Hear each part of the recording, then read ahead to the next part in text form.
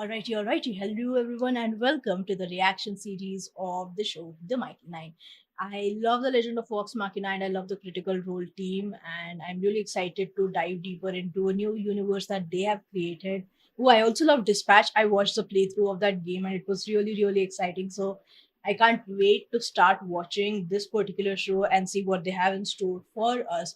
Now, just as an FYI, I did see the very first episode of this show when it was first released on YouTube. And so, what I'm going to do is just show you a few scenes and my thought processes behind those scenes before we do a blind reaction for episode 2. Can't wait to get started with you. Let's go, let's go, let's go.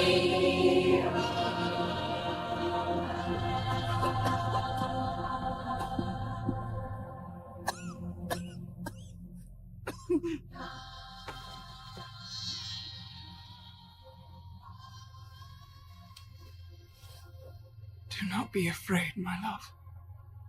I will see you again.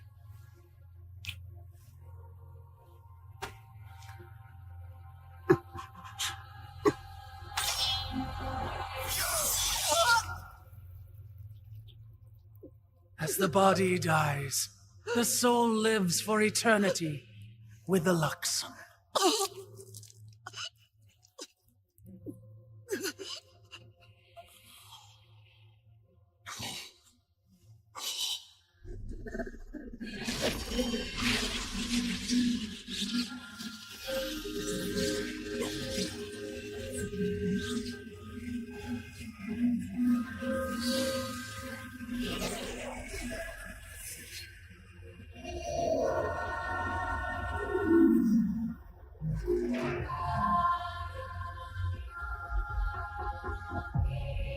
I cannot wait to see who you become, my love. And I promise I will wait. I absolutely loved the animation of this particular scene. The color scheme is really, really beautiful. I love the blue green color scheme. It always makes me feel calm and collected. And I love the night sky and the stars. And so the galaxy vibe of the Luxon was really, really cool. I really liked that. And I remember putting out a small reel about my honest reaction to the first minute of this episode. And it was, oh, human sacrifice. I guess we're starting this banger of a show with that banger of a scene. We are starting off with human sacrifice, which then went into, oh, Empreg in this reality and economy. And I have zero idea why I thought it was Empreg because that man is not pregnant, but I don't know why in my head I was like, Empreg. I've been reading too many Omega stories. I need to stop. Which then honestly went into that those dialogues between the two partners was really, really beautiful and heart touching. That then went into, oh, they're dead. But honestly, if I were to die, if I had to absolutely die, there was no way for me to get cured of an illness, or if I'm injured to the point of me just struggling to live on for the next few days or hours, I would much rather die in the hands of my love. Though that is a lot of pressure and guilt to put on the person that I love. But yeah, I feel like it wasn't that huge of a pressure on this man. I mean, I'm not really sure. It could be. We don't really know their psyche, but it when you know that you are going to be waiting for them, like this is not the end. This is just a pause in the journey. We're going to meet them again somewhere down the line, and that does make us let go of a little bit of the guilt and pain that we might be holding. I mean, I'm sure that he's still holding on to that guilt of, oh, I killed my love, but at the same time, you know that you're going to meet them soon. So fun. I hope that he does get to meet them soon.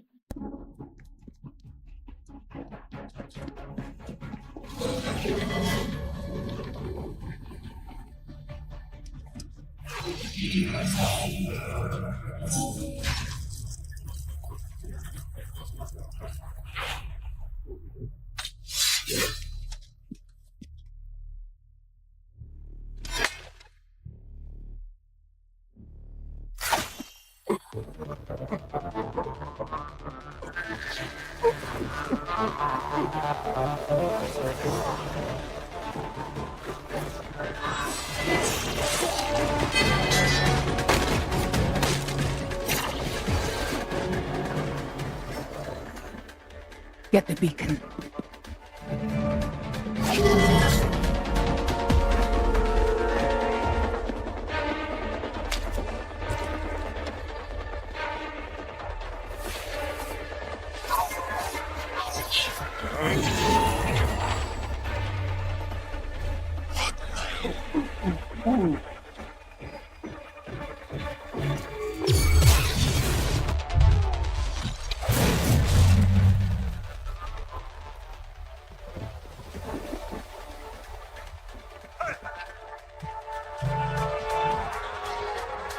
I love the magic theory that's being shown here. I love the sculptures and the architecture.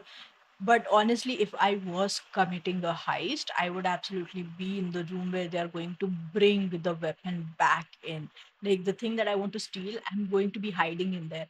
And when they were closing up the room, I was like, I'm pretty sure they're in the room with you. Is there any way that you can check? I don't know if they actually can, but if they could, that would have been awesome.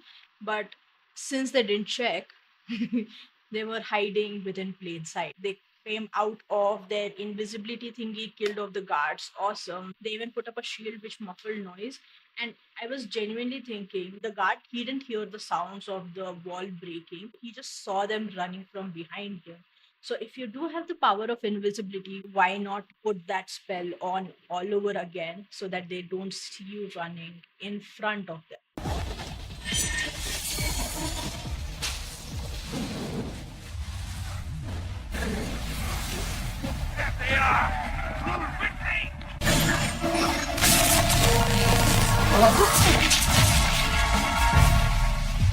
They must have practiced fighting together because honestly, if my feet suddenly start sparkling, even though I see my friend doing a spell in front of me, I am going to yelp and jump back.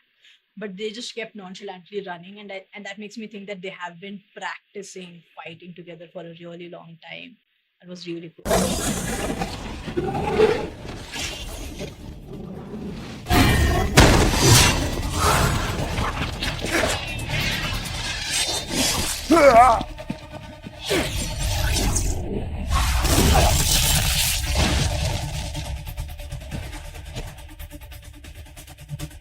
Did that scene not look like they were ninjas from the Naruto show? Like they were running just like the ninjas run there. That was fun to see.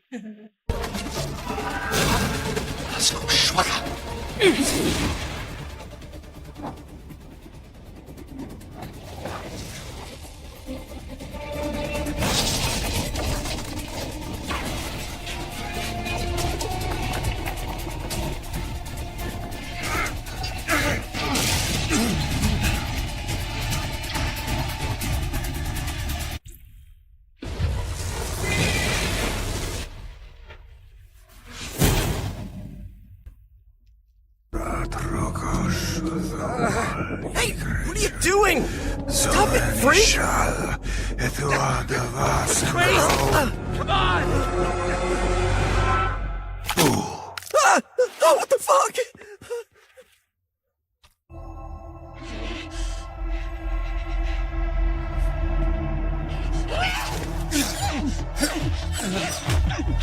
Let me go, or I'll get you like a fish! Give me the pouch!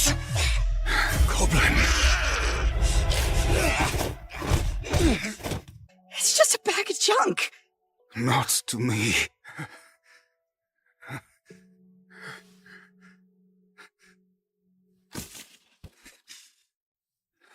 The fear center is found in a part of the brain behind the ear. If you turn it off, even their pain becomes quiet.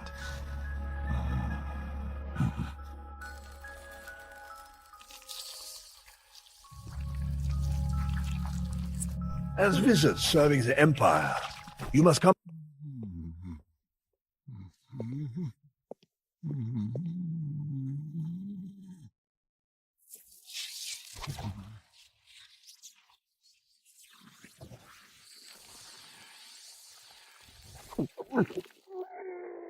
Right off the bat, I have read a lot of Isekai comics and stories where essentially the main character is pulled into another story. So it's a story within a story kind of a scenario.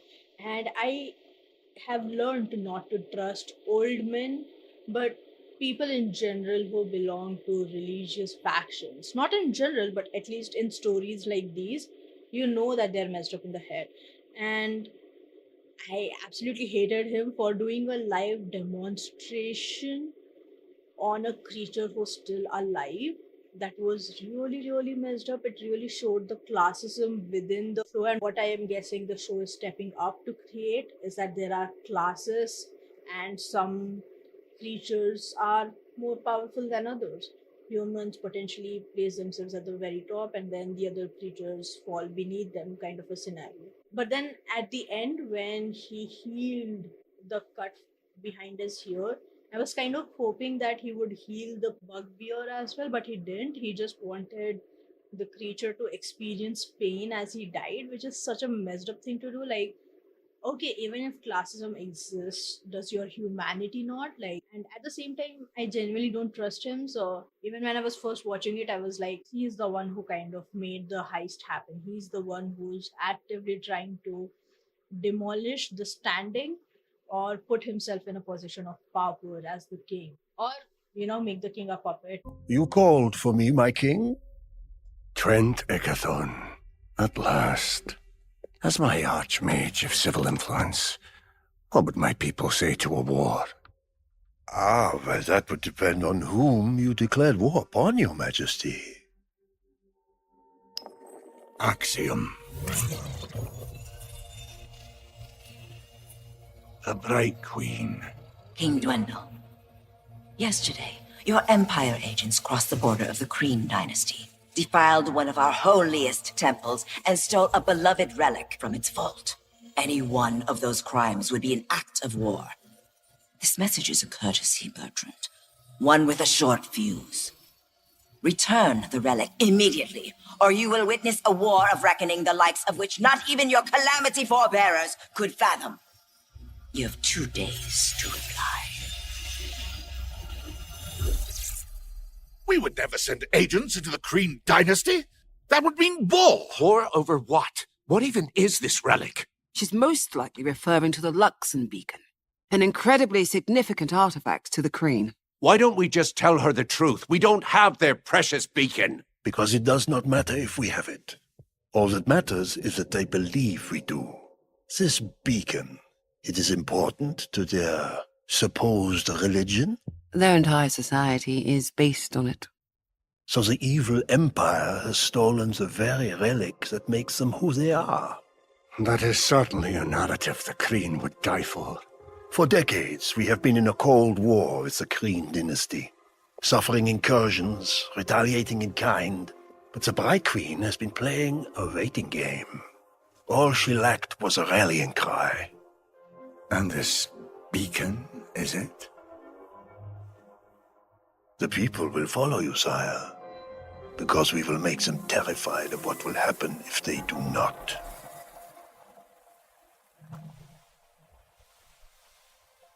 I trust you will, Master Ickathon.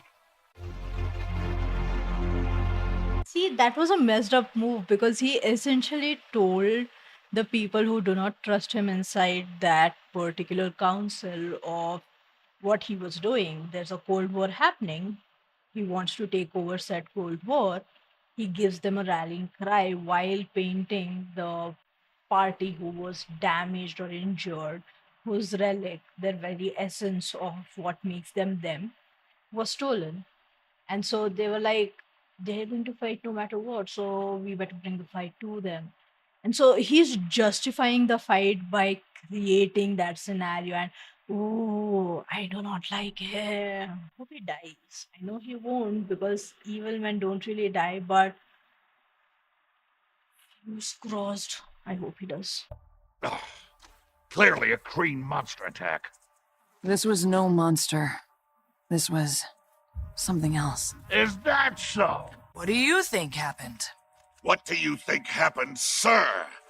Damn Krakes and their freaky magic is what happened. They're not like us, Lana. They travel in swarms like locusts. They're fiends, savages. We stopped at the gate.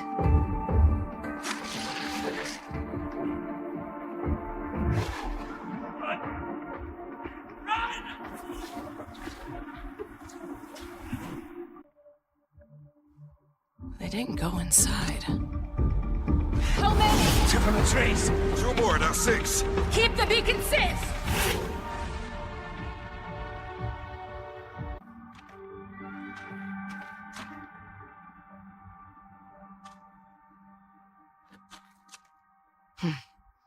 This decomposition. It's as if time just sped up. But only along this path. Good line. Get that from some ancient tome. With absolutely no due respect at all, Rusamir, you're stretching facts to fit over your gaping asshole of a theory. And, with complete offense intended, you could stand to read a book, sir. And what are you? Aha! Dead Green? Green attack. Don't tell me what I know. Kind of shows how deep that narrative goes and how deep that they don't trust any other facts when it comes to an investigation, because Lionett was actually doing a really good job at deducing what might have happened at the particular site or crime site essentially, but Rosimir didn't care. And so that really pisses me off, because after a point in time, words stop holding a lot of weight and seeing is believing, but sometimes people refuse to see what's right in front of them as well. And I really love the world building in here, because it shows how deep that classism or that sense of superiority between humans as well as creatures. Like, there's a hierarchy, and we see how that classism affects other people as well. So it's really cool to see more of what that looks like in this world. But yeah, I do not like him. Rosimir can today.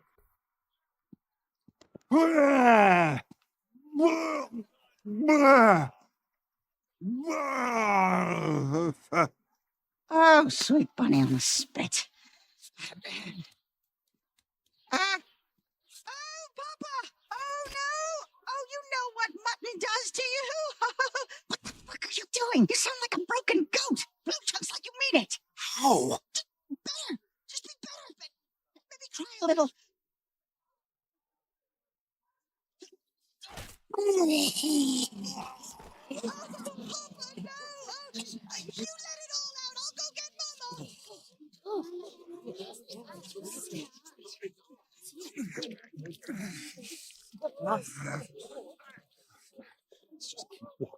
Honestly, who were they trying to distract? Because the distraction ended within 2 seconds. And people just kept walking. Was the 2 seconds all that they required? Because they could have done the whole thing without doing the whole bit. I just feel like the goblin wanted to kick Caleb in the nuts. And that was it. Because that distraction lasted less than 2 seconds. Maybe Caleb should have done a better job. But yeah, people stopped caring immediately, which is such a people thing to do. She doesn't shut her mouth. She's dumber than she looks, which I didn't think possible. Look, Don't. Walk with me. Survived that explosion. Because of this.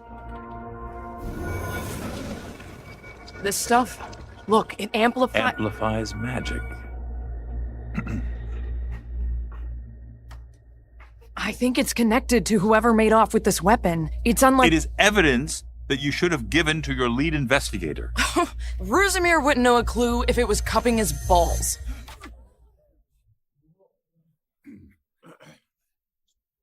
We do not say balls in the sacred hall of the knowing mistress. I was foolish to think that you were ready.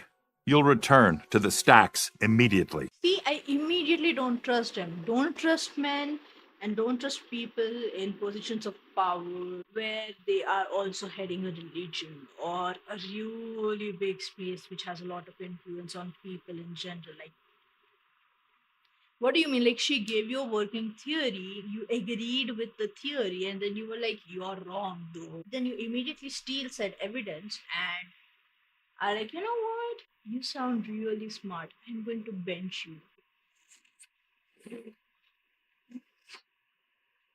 All that just to steal an evidence? I'm benching you because despite the vows of charity and altruism that you have pledged to this library, you still somehow think You're the only one who can do the job. Ego, Beauregard, is unbefitting of a Cobalt Soul monk. You did the right thing. Her insolence will only endanger the Cobalt Soul. Like a younger you. She just needs to point all that anger in the right direction. Monks have been expelled for less. Why don't you get rid of her? I wish I could. I really do want to know why he doesn't expel her. Is it just a soft spot for her as a student, or is it something more? Like, is Lionette someone who is a princess of some foreign kingdom or something along those lines? Someone who has a hidden secret identity that even she herself is not aware of. Really curious.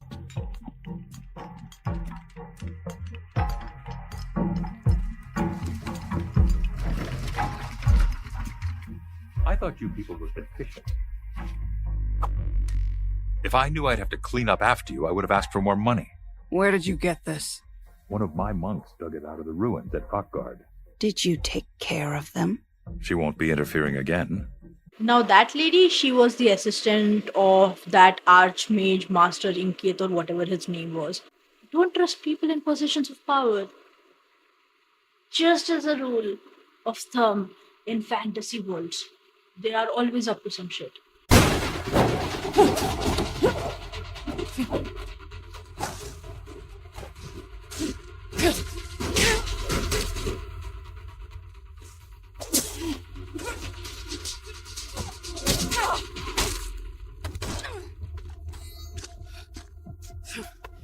You wanna dance, bitch? Let's dance. You have no idea what you're doing, monk. I don't know, it's not complicated. Punch, kick, bleed, repeat.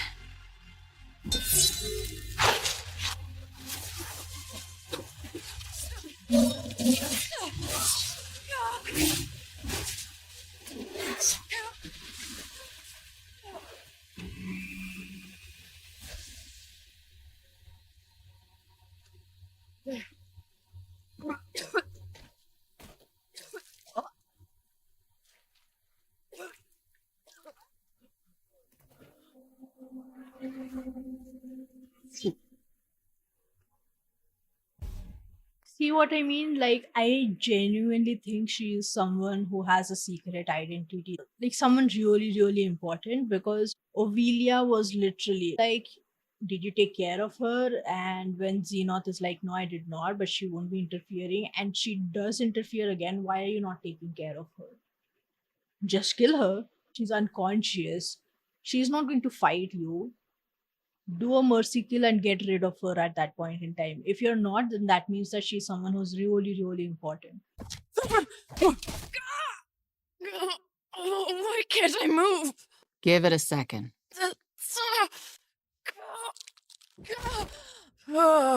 That particular scene reminded me of Tylee from Avatar, where she just, hits your chi points and makes you stop where you are and blocks your bending. It reminded me of her so much. He trained Volstrucker. Vol what now? Brave and stupid. Volstrucker. Elite wizard assassins. All we know is they're trained by someone in the Cerberus Assembly. But officially, they don't exist. Xenoth was there. Is he? Yes, but he's not the only traitor. The Cobalt Soul has been compromised. I'm sorry. I know Xenoth was your mentor. Steward. He brought me in, that's all. Made me think that maybe I could finally do something that mattered. Should have known it was bullshit. Not necessarily. You were right. Some kind of new arcane weapon has crossed our border. Why are you telling me this? I'm being honest. We are working with a third of what our Congress has promised. We are a powder cake about to explode. I need someone like you to lighten the load, so I am not throwing away my shot. I am not throwing away my shot.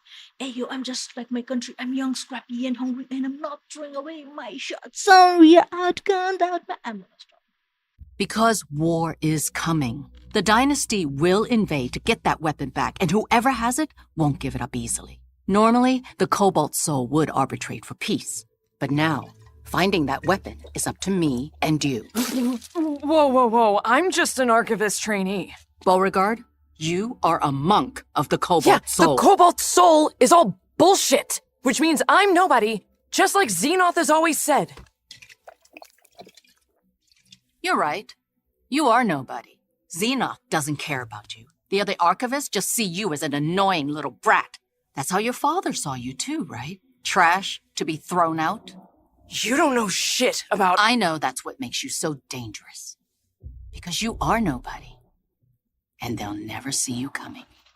Merlin, this girl is so quick to switch sides. I'm not going back on my statements. Don't trust anyone in power.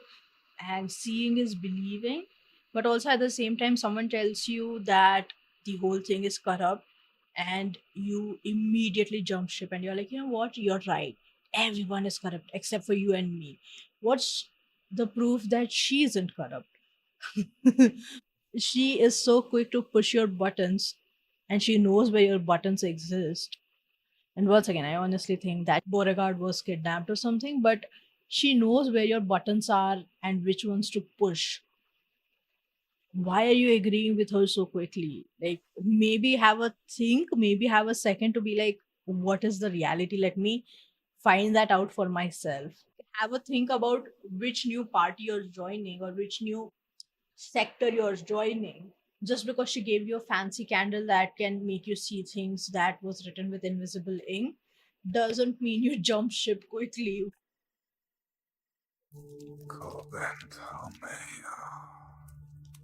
But I guess we all live and learn.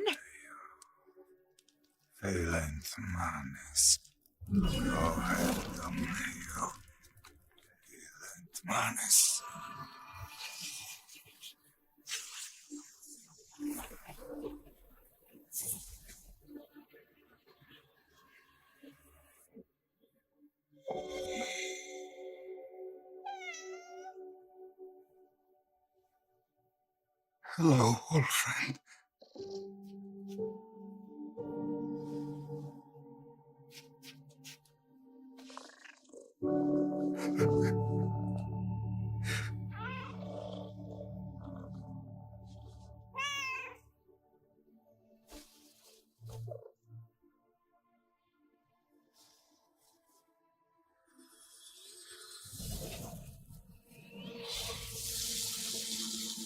Nein.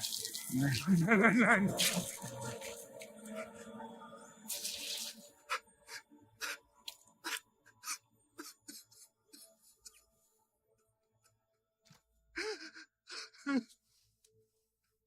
First of all, that was absolutely beautiful. Loved the animation. I too would bring my pets back into life if I ever did lose them. No, not really, but also I would. So that was really beautiful animation, heart touching one at that. And also, I'm guessing that the person he murdered was probably murdered because they hurt the cat, right? Right? That's going to be the big reveal. Must have murdered someone really high up there for having such a big reward. But yeah, if they hurt the cat, that's a fair thing to do. I too would absolutely kill for my pets. Can you do more? A whole lot more. But I lost it. Well, how do you find it again? I need the right components. The purer the components, the stronger the magic. But good materials cost money. Or can be stolen. Maybe we could travel a little more together. I could steal stuff. For your magic. You would help me? Maybe we can help each other. I mean, hey, this ain't gonna fill itself. Yeah, okay. So I was thinking, this is where I would like to go next. It will have exactly what I need. Sure, yeah, there's lots of booze and shiny things at a carnival. I am Caleb Widogast. Not the brave. No comma. Pleasure to meet you. Not the brave.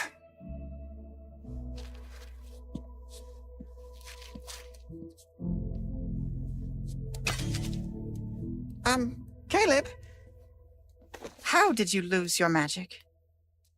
Was it a curse? Someone took it from me. Someone I loved. Oh. Did you kill them? Not yet.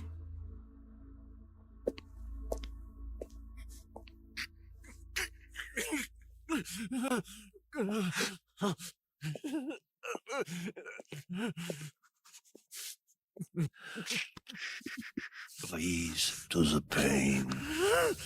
Breathe. Astrid, Erdwolf, what happened? I think one of them hit the beacon with some kind of magic. I knew that thing, the cut behind the ear, was going to show up multiple times, especially in this episode, it does.